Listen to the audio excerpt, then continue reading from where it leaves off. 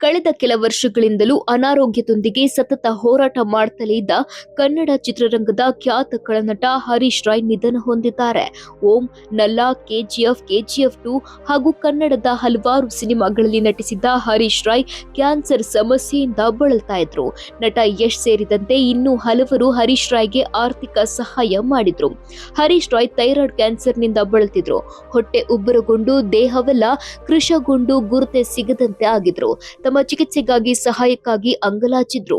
ನಿರ್ಮಾಪಕ ಉಮಾಪತಿ ಶ್ರೀನಿವಾಸ್, ದರ್ಶನ್ ಅಭಿಮಾನಿ ಬಳಗ ಸೇರಿದಂತೆ ಇನ್ನೂ ಹಲವಾರು ನಟ ನಟಿಯರು ಆರ್ಥಿಕ ಸಹಾಯ ಮಾಡಿದ್ರು. ನಟ ಯಶ್ ಸಹಾಯ ಮಾಡಿದ್ದಾರೆ ಎಂದು ಹರೀಶ್ ರಾಯ್ ಹೇಳಿಕೊಂಡಿದ್ರು.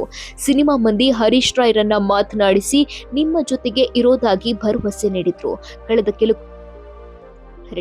ಕಳೆದ ಕೆಲ ತಿಂಗಳುಗಳಿಂದಲೂ ಹರೀಶ್ ರಾಯ್ ಸತತವಾಗಿ ಚಿಕಿತ್ಸೆಯನ್ನ ಪಡೆಯುತ್ತಲೇ ಇದ್ರು. ಆದ್ರೆ ಇದೀಗ ಚಿಕಿತ್ಸೆ ಫಲಿಸದೆ ನಿಧನರಾಗಿದ್ದಾರೆ.